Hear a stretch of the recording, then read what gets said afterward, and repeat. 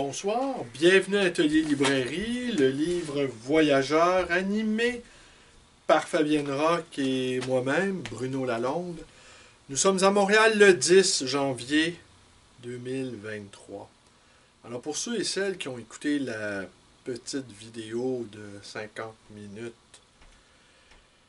qu'on a fait, Pierre B. Berthelot et moi, eh ben, je n'ai pas osé le réécouter, mais ce que j'ai compris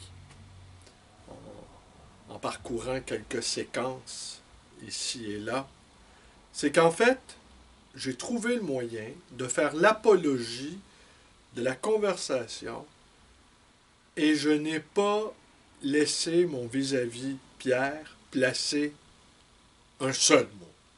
Alors, voilà. Voilà du danger de l'improvisation et voilà aussi du danger du monologue perpétuel devant son handicap. Le handicap devient une sorte de handicap. Aujourd'hui, c'est le 10 janvier. Et hier soir, oui, c'est le 10 janvier, et dans un mois, ça fera 1 an que je suis avec vous tous les soirs. 1 an consécutif.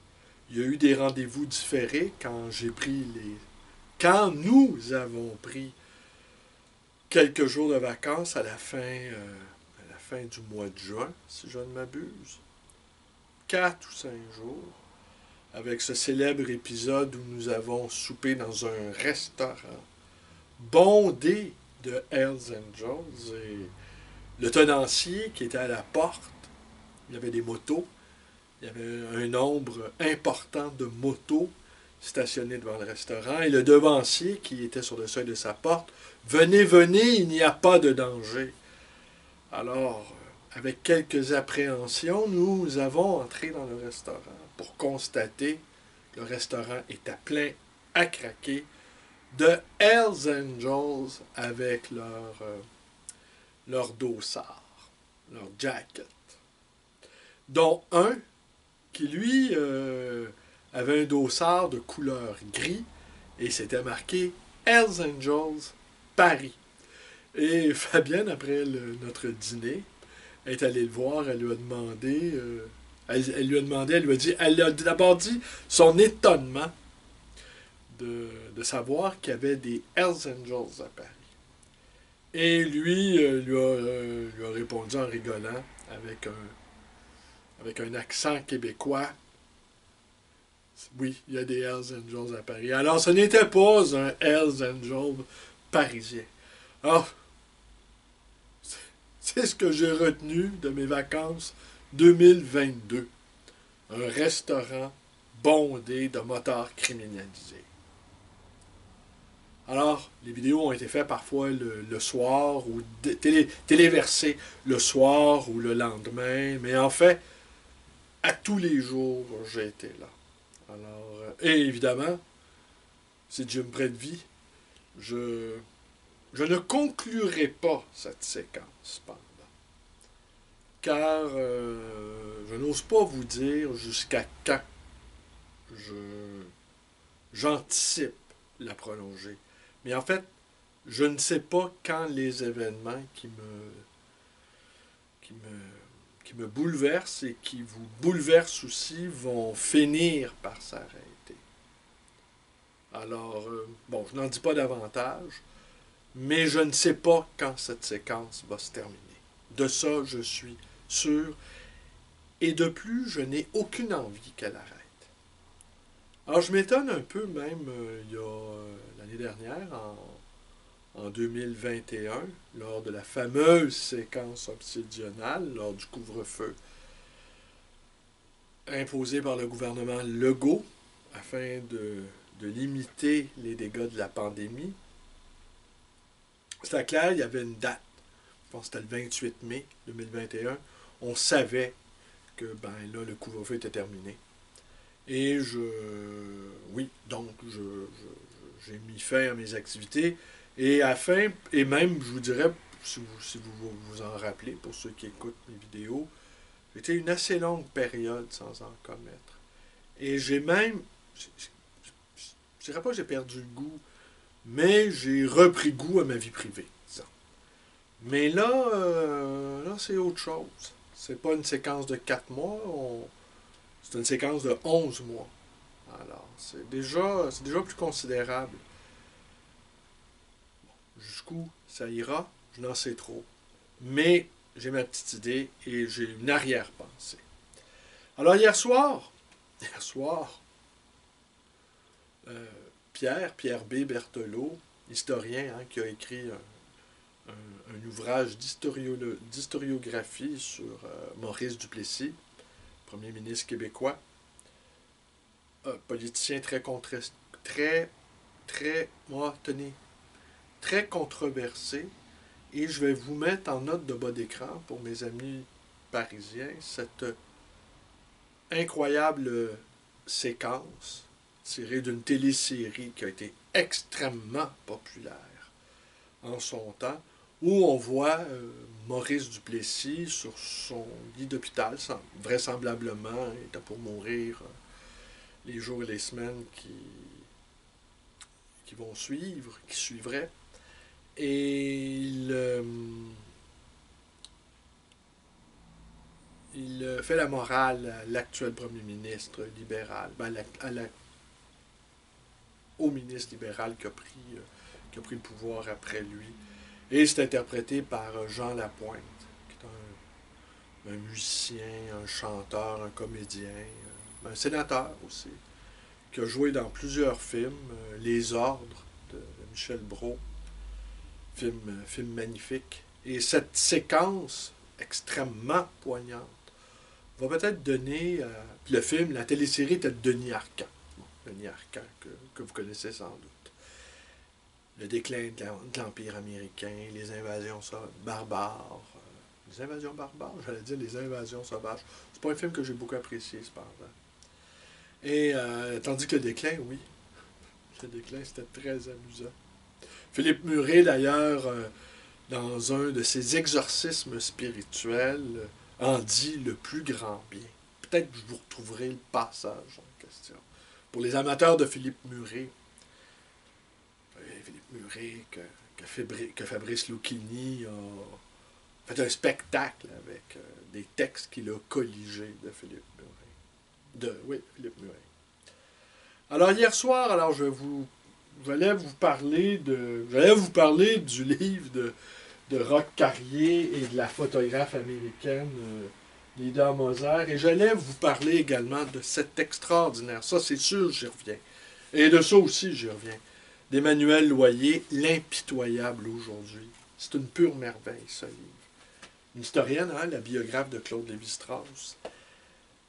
Et c'est tellement ingénieux.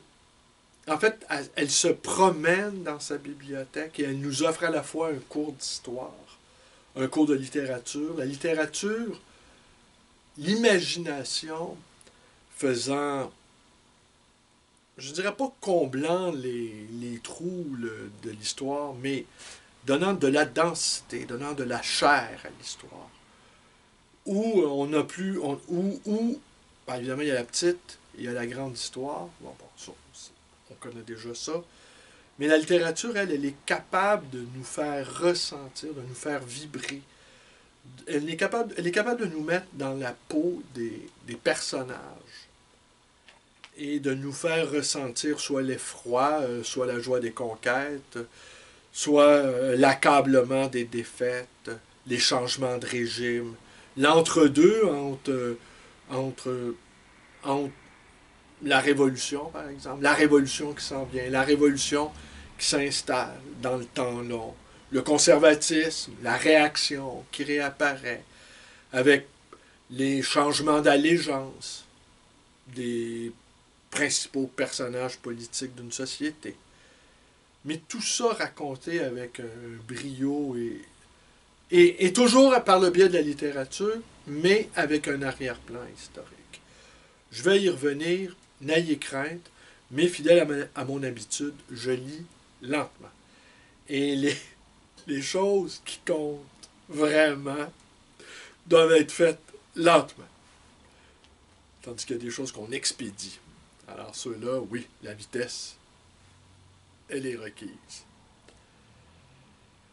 Alors hier, donc, Fabienne Roch et Pierre B. Berthelot et moi-même avons eu une réunion, et c'est l'objet de cette vidéo, enfin, avons eu une réunion pour établir le programme de la soirée du 21 janvier, la nuit de la lecture, qui va débuter à 20 heures et qui va durer jusqu'à 3 heures du matin.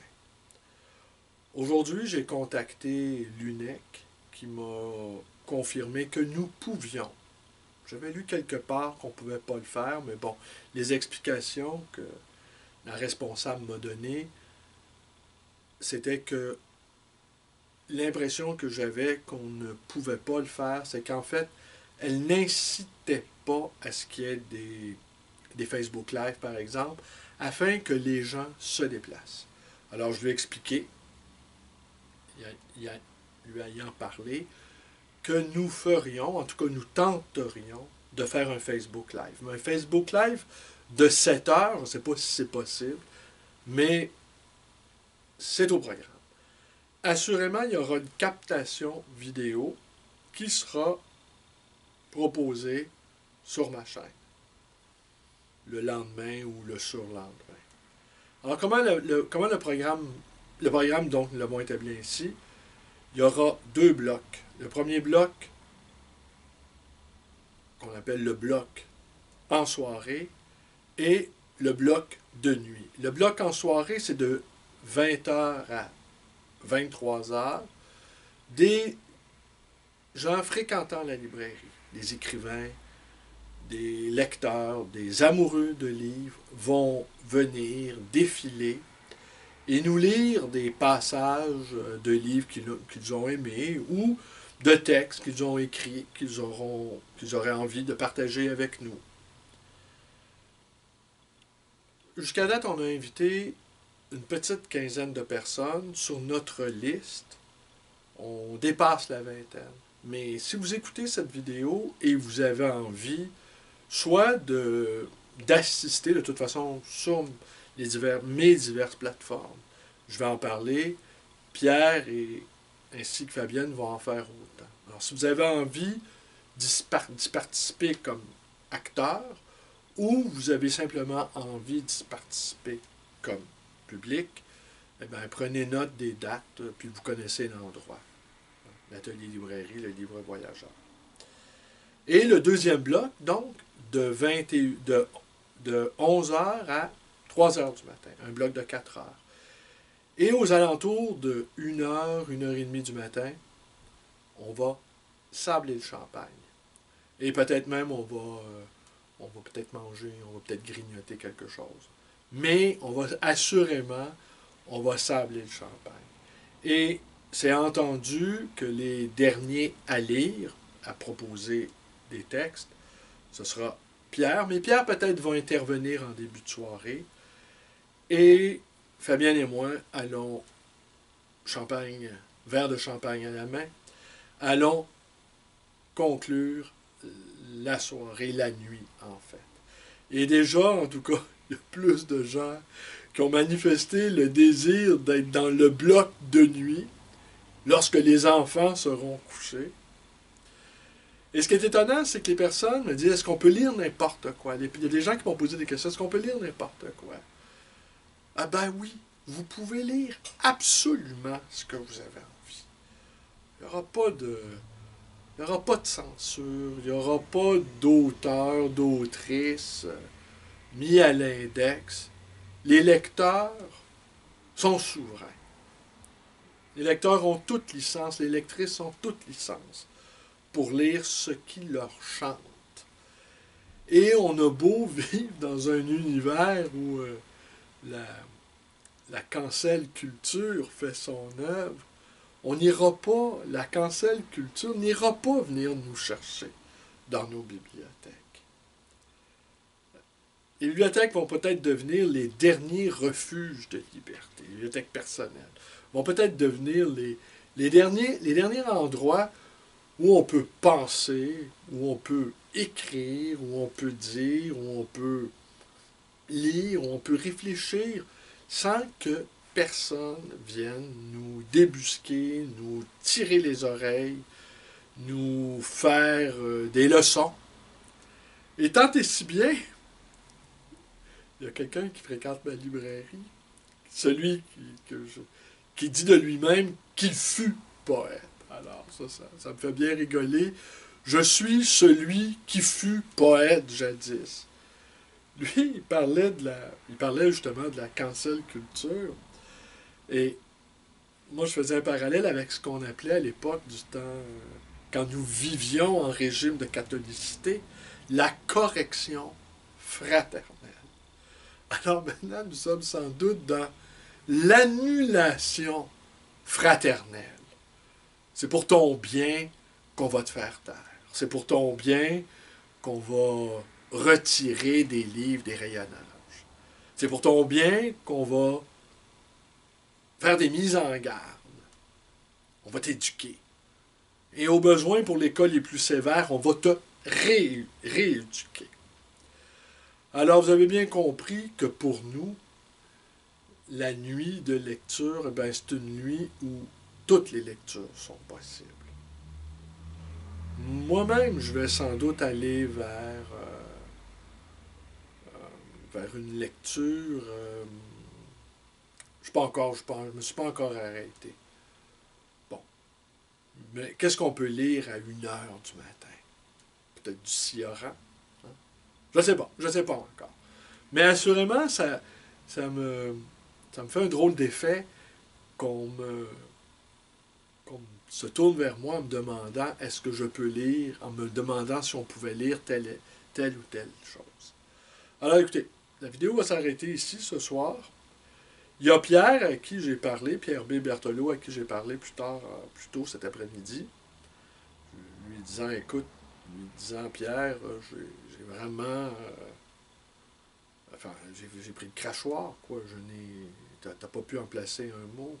Alors, je lui ai proposé de faire une vidéo, d'ici peu avec moi, où, incroyable tour de force, je me tairais. Alors, imaginez, une vidéo où je ne dis pas un mot. Peut-être pour célébrer l'année complète, le 10 février, je pourrais fêter ça en me taisant. Mais, je veux dire, je pourrais pas me braquer l'appareil devant moi, assis sur une chaise, et je dis pas un mot. Alors, j'inviterais Pierre à développer pendant que moi, je reste quoi? Je reste mutique. Ça pourrait être un genre, mais est-ce que ça serait quand même une vraie vidéo? Là, ça serait le corps qui parle. Le corps qui parle. Je pourrais peut-être faire des gestes d'approbation. Je sais qu'il va l'écouter, cette vidéo-là, ce soir. Et sans doute, peut-être, pourrait-il me suggérer des silences. Hein?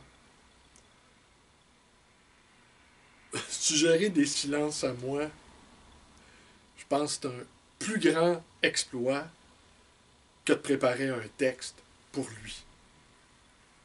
Je pense.